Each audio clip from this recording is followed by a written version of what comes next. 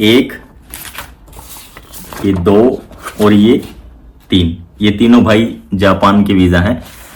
Recently approve हुए हैं। मैंने स्टोरी भी डाली थी, वीडियो भी डाली थी इंस्टाग्राम पे, आप लोगों ने देखी होगी। और उसके बाद भाई लोग क्वेश्चन पूछते हैं और बहुत सारी क्वेरी आती है जापान के वीज़ा को लेकर।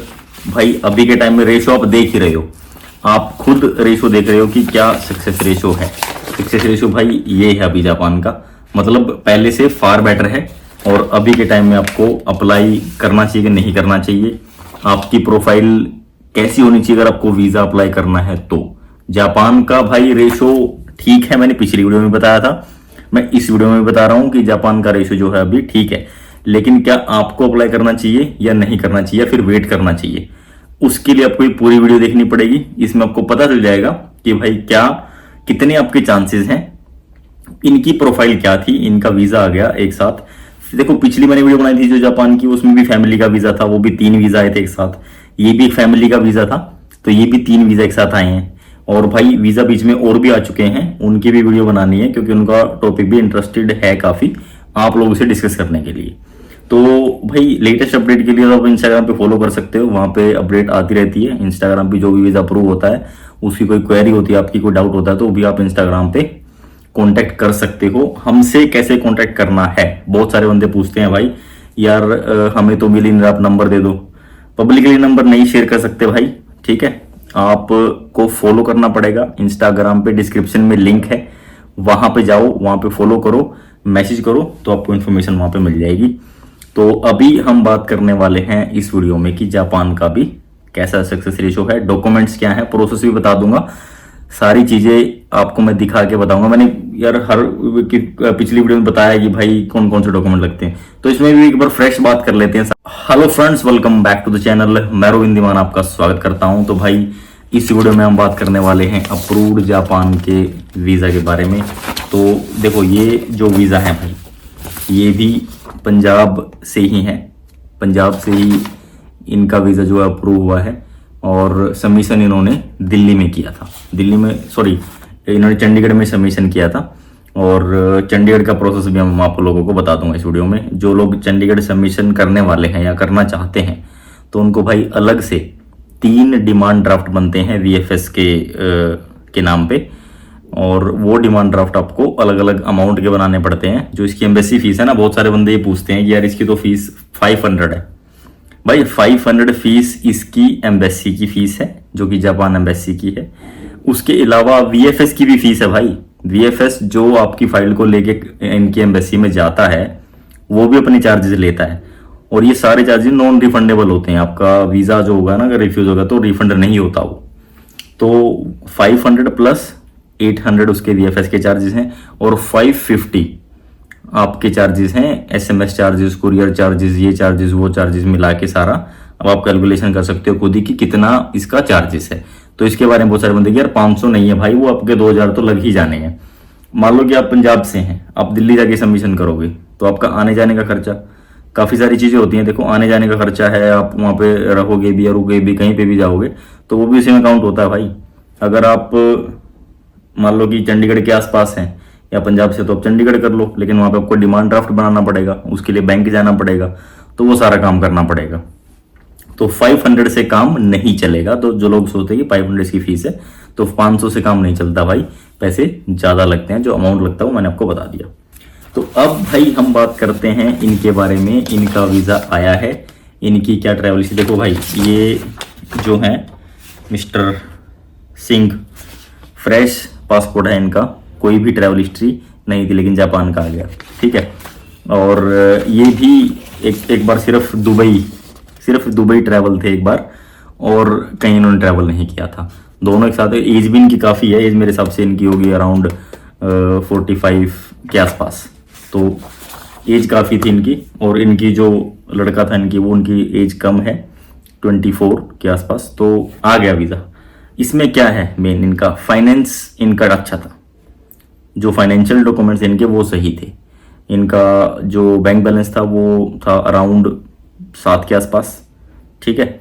7 के आसपास मैं इसीलिए बोल रहा हूँ भाई, देखो जो रिक्वायरमेंट है, वैसे जो जापान का वीज़ा अप्लाई करते हैं उसकी रिक्वायरमेंट है वो है 3 से 4 के आसपास, 3 से 4 के बीच में अगर आपका अमाउंट है तो सफिशिएंट है, वो सफिशिएंट है भाई। 5 से 6 है, 7 है तो मोर देन सफिशिएंट है, वो और ज़्यादा अच्छा है अगर। लेकिन ये मेंटेन होना चाहिए। मैं बहुत वीडियो में बात बता चुका हूँ, हर वीडियो में आप बोलते हो कि यार बैलेंस हम मेंटेन कर देंगे, बहुत सारे बंदे बोलते हैं कि भाई आप मेंटेन कैसे करोगे, टाइम भी तो देना पड़ता है, आप टाइम दो ना, आप बैलेंस को डालो, उसको फिर मेंटेन करो, वो तब होता है मेंटेन। मेंटेन का मतलब ये नहीं कि आपने पैसे उसमें डाल दिए और मेंटेन हो गया, वो मेंटेनेंस नहीं होती भाई। आपको प्रॉपर वे में उसको कंटिन्यू करना पड़ेगा बैलेंस डालने के बाद कि हाँ इतना अमाउंट हमने डाल दिया, अब इसको कंटिन्यू कर रहे हैं, मेंटेन कर रहे हैं, वो होता है। हर हर महीने आप जो एक्सपेंसेस हैं वो उसमें से नहीं कर रहे हो, जो सेविंग है वो भी उसी में कर रहे हो, तो सेविंग जो धीरे धीरे बढ़ती है वो होती है मेंटेनेंस, ठीक है। तो ये मत आप सोचा करो कि यार सेम डे मतलब बैलेंस डलवा दिया, आप वीज़ा अप्लाई करने चल पड़े और वीज़ा हो फिर आपका रिफ्यूज़ हो जाता है, तो रिफ्यूज़ ही होता है भाई। अब थोड़ा सा एक केस के बारे में आपको बताता हूँ। अभी रिसेंटली वीज़ा रिफ्यूज़ भी हुआ है। वो वीज़ा रिफ्यूज़ हुआ है, उनके अकाउंट में बैलेंस था, ठीक है, बैंक में बैलेंस था उनके 5.5 लाख रुपए। बट उन्होंने क्या करा, उन्होंने क्या किया कि उनको कुछ इमरजेंसी थी, कुछ भी थी, उन्होंने पैसे निकाले, उसमें सिर्फ छोड़ा 1,20,000 रुपये कुछ। और जब रिजल्ट आया तो रिजल्ट आना था नेगेटिव, वो आना ही नेगेटिव था भाई, क्योंकि जब इतना अमाउंट आप कर रहे हो, ट्रांजेक्शन का हेर फेर कर रहे हो, तो पॉजिटिव नहीं आएगा। बहुत बंदे बोल लेते हैं कि यार स्टेटमेंट क्या चेक होती है, बिल्कुल होती है भाई। आपके पैन कार्ड से सिर्फ और सिर्फ जापान एम्बेसी ये बता देती कि भाई आपका क्या फाइनेंशियल रिकॉर्ड है। वो क्यों कैसे पता चलता है, वो आपकी ITR से पता चलता है। ITR कहाँ से लिंक होती है, आधार कार्ड पैन कार्ड दोनों लिंक होते हैं। आधार कार्ड पैन कार्ड आपके बैंक में भी लिंक होते हैं। वेरिफिकेशन कहाँ हो जाती है, आपके बैंक में डायरेक्ट वेरिफिकेशन हो जाती है। तो आप ये मत सोचो कि भाई आपने फेक डॉक्यूमेंट लगा दिए, कुछ भी लगा दिया, तो ये सारी चीज़ें पता नहीं चलती। एम्बेसी को हर एक चीज़ पता होती है भाई, आपका पासपोर्ट कहाँ पे यूज़ हो रहा है, कहाँ पे मिस यूज़ हो रहा है, और कहाँ पे क्या डॉक्यूमेंट लग रहा है, और कहाँ से आपको डिनाई कर रहे हैं, कहाँ से आपको एंट्री मिल रही है, कहाँ से आप एग्जिट कर रहे हैं। तो ये सारी का सारा रिकॉर्ड आपको एम्बेसी के पास होता है। आपका बहुत सारे बंदे होते हैं कि यार पासपोर्ट हम गुम कर देते हैं या फिर दूसरा बनवा लेते हैं, इसमें स्टंप लग गई और इसमें तो पता नहीं चलेगा, फिर दूसरा फ्रेश बना के फिर उससे करते हैं। ऐसा कुछ नहीं होता भाइयों। सारी की सारी डिटेल जो है आपकी सिर्फ और सिर्फ एक पासपोर्ट नंबर से ही, पुराने पासपोर्ट की भी, पुरानी एंट्रियों की भी, डिनाइड की भी, रिफ्यूज़ल की भी, सब निकल जाती है, ठीक है। तो सीक्रेट इन्फॉर्मेशन भी है, ये भी मैं आप लोगों को बता रहा हूँ, इसके बारे में भी आपको पता होना चाहिए। तो इनका तो देखो मैंने आपको बता दिया। अब आप लोग अप्लाई करना चाहते हैं भाई, अगर तो आपके अकाउंट में 3 से 4 लाख रुपए मेंटेन है, definitely you can go for it. ITR नील वाली है, वो इतना फर्क नहीं पड़ता, ठीक है। कोई टैक्स भी जरूरी नहीं है भाई, जो जितने भी वीज़ा आते हैं मोस्टली टैक्सेबल नहीं है। ये जो ITR इनकी टैक्सेबल नहीं थी, और पिछले भी जो है उनकी भी इतनी टैक्स, एक आध बंदा मिलता है भाई मुश्किल से जिसकी टैक्सेबल होती है, और वो तो वीज़ा निकल ही जाते हैं लगभग। तो टैक्स भरना एक ऐसी चीज़ है जो आपकी ट्रांजैक्शन के ऊपर डिपेंड करता है, वो आपका सी आपको बताएगा। मोस्टली सी क्या करते हैं, मुझे बस बता दो कितने की डालनी है, ऐसे डलवाने का कोई फ़ायदा नहीं है भाई। आप अपनी स्टेटमेंट दो उनको भाई, उसको बोलो भाई स्टेटमेंट चेक कर, मेरा बिजनेस चेक कर या फिर मेरी सैलरी चेक कर, उसके हिसाब से ITR डाल। अगर कम की जा रही है तो कम की डलो, जरूरी नहीं है कि आपको अप टू द मार्क यानी कि 490 जैसे अभी चलता था पिछले साल उतने की डलवानी जरूरी है, कोई जरूरी नहीं है। आप 380 की डलवाओ, 3.5 की भी डलवाओ, कोई बात नहीं है, लेकिन आपकी बैंक स्टेटमेंट से मैच होनी जरूरी है। वो एक सबसे इंपॉर्टेंट पार्ट है, लेकिन उसको लोग इग्नोर करते हैं, ऐसा नहीं करना चाहिए। दूसरी चीज, अब किन को अप्लाई नहीं करना चाहिए, जो तो लोग यार ये सोच रहे हैं कि भाई मैंने उठाया 2 लाख रुपए 2.5 लाख रुपए अभी डाल दिए, चलो मैं चल पड़ा वीज़ा अप्लाई करने के लिए जापान का।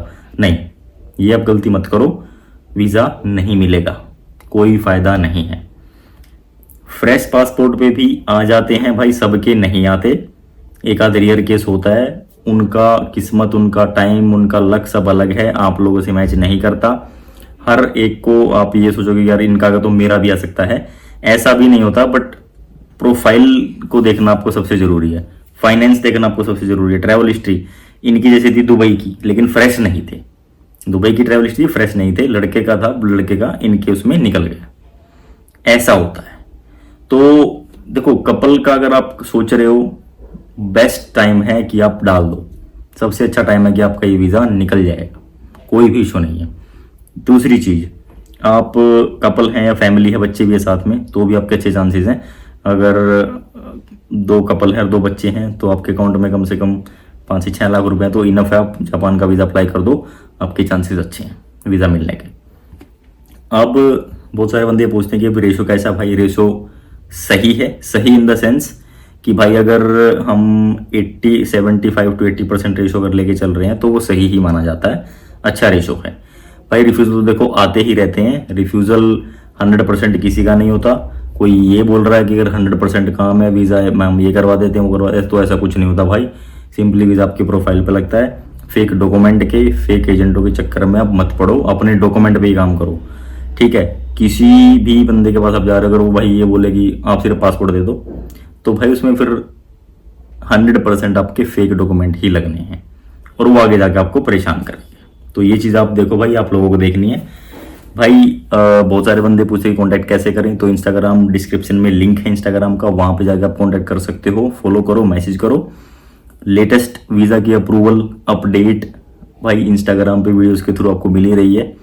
बहुत क्वेश्चन आते हैं, क्वेरी आती है कौन सी कंट्री का अच्छा चल रहा है। देखो जिस भी कंट्री का अच्छा चल रहा है तो हमारी जो सोशल मीडिया हैंडल उस पर डली जा रहा है, आप लोग देख ही रहे हो उसको। तो काफ़ी सारी कंट्रियों के अच्छे रिस्पॉन्स आ रहे हैं। किसी बड़ी कंट्री का रिफ्यूजल लेने से बढ़िया आप किसी छोटी कंट्री का अप्रूवल ले लो, ये सबसे बढ़िया है। वहाँ पे ट्रैवल कर लो, आ जाओ, मेंटेन करो डॉक्यूमेंट्स, फिर अप्लाई करो, वीज़ा मिलने के चांसेस आपके बहुत अच्छे बढ़ जाएंगे। सबसे बढ़िया चीज़ मैं आपको बता रहा हूँ, किसी बड़ी कंट्री का रिफ्यूज़ल लेने से बढ़िया आप छोटी कंट्री का अप्रूवल ले लो, वो सबसे बढ़िया है, ठीक है। और ये भाई आपको आगे भी काम आएगा। तो ये था भाई जापान के बारे में। जापान की काफ़ी सारी क्वेरी आती रहती हैं। अब वीज़ा आ रहे हैं बट सबके भी नहीं आ रहे, रिफ्यूज़ल भी आते हैं। जो रिफ्यूज़ल का केस था वो मैंने आपको बताया। तो ऐसा नहीं है कि भाई हर एक बंदे का वीज़ा आ जाएगा, बट प्रोफाइल मैचिंग करना जरूरी है। आपका पास्ट रिफ्यूज़ल है, ठीक है, कोई भी प्रॉब्लम नहीं है भाई, रिफ्यूज़ल के बाद ही वीज़ा आए हैं। जो पिछले वाला कपल था उनका रिफ्यूज़ल था, रिफ्यूज़ल के बाद उनका वीज़ा आया है। हस्बैंड का पहले रिफ्यूज़ल था, उन्होंने फैमिली के साथ डाला, उनका वीज़ा अप्रूव हो गया, ठीक है। जो साउथ कोरिया का वीज़ा में डाला था उनका भी रिफ्यूज़ल था, उनका रिफ्यूज़ल के बाद आ गया। तो देखो ये मैं ये भी नहीं कह रहा कि भाई 100% हाँ रिफ्यूज़ल है तो फिर आ ही जाएगा, ऐसा भी नहीं है। बट हाँ प्रोफाइल पे काम करना जरूरी है। प्रोफाइल सबसे अगर आप ठीक कर लोगे तो वीज़ा आ जाएंगे। जैसे इनके आ रहे हैं आप लोगों के सामने है भाई, ये देखो, ये जो वीज़ा है आप लोगों के सामने है। और यहाँ पे अगर इनके आ सकते हैं तो आपके भी आ ही जाएंगे, आ जाएंगे भाई। प्रोफाइल पे जरूर काम करो आप, ठीक है। तो मिलेंगे आपसे नेक्स्ट वीडियो में। इस वीडियो को आप शेयर कर सकते हो अपने दोस्तों के साथ। अगर जापान के वीज़ा के बारे में कोई इन्फॉर्मेशन चाहिए किसी को, उनके साथ जापान ट्रैवल करना है, उनके साथ जापान का वीज़ा लेना है, प्रोसेस के बारे में पता करना है, उनके साथ डॉक्यूमेंट भी बता देता हूँ मैं ज़्यादा। लेटेस्ट ITR, 1 साल की ITR अगर आपने अभी भी डाली है कोई इशू नहीं है, वो भी चल जाती है। 3 महीने की बैंक स्टेटमेंट, कोई स्टैम्प और साइन नहीं चाहिए, मैंडेटरी नहीं है, आप अपनी मर्जी से करवा सकते हो, कोई प्रॉब्लम भी नहीं है। और जो था आपका तीसरा आपका बिजनेस प्रूफ। बिजनेस प्रूफ में क्या होता है, MSME अगर आपके पास है चल जाएगा, GST है वो भी चल जाएगा, कोई और डॉक्यूमेंट है, स्टेट ट्रेड लाइसेंस है, स्टेट वाइज कोई अलग लाइसेंस है वो भी चल जाएगा। या फिर अगर आप जॉब करते हैं तो NOC यानी कि लीव लेटर और सैलरी स्लिप, ये डॉक्यूमेंट्स हैं सिर्फ, और कुछ नहीं चाहिए। ट्रैवल हिस्ट्री आपकी 1-2 कंट्री की है, 3 से 4 लाख रुपए आपके अकाउंट में डाल दो वीज़ा, अच्छे चांसेस आपको वीज़ा मिल जाएगा। लेकिन भाई कवर लेटर, आइटनरी, ये सारी चीज़ भी बहुत इंपॉर्टेंट है। आपकी प्रोफाइल का डिस्क्रिप्शन भी तो अच्छे से होना चाहिए। आप ये नहीं कि आपने नाम नंबर लिखा डाल दिया रिफ्यूज़ल आएगा, ऐसा नहीं होता भाई। एक्सपर्ट एडवाइस जरूरी है, आप अपने बिहाफ पे कर सकते हो जितनी आपको नॉलेज है, लेकिन फिर भी जब तक आप कंफर्म ना हो तो थोड़ा सा कंफर्म करके ही आप प्रोसीड करो, अदरवाइज रिफ्यूज़ल के चांसेस भी हैं, ठीक है। तो मिलेंगे नेक्स्ट वीडियो में।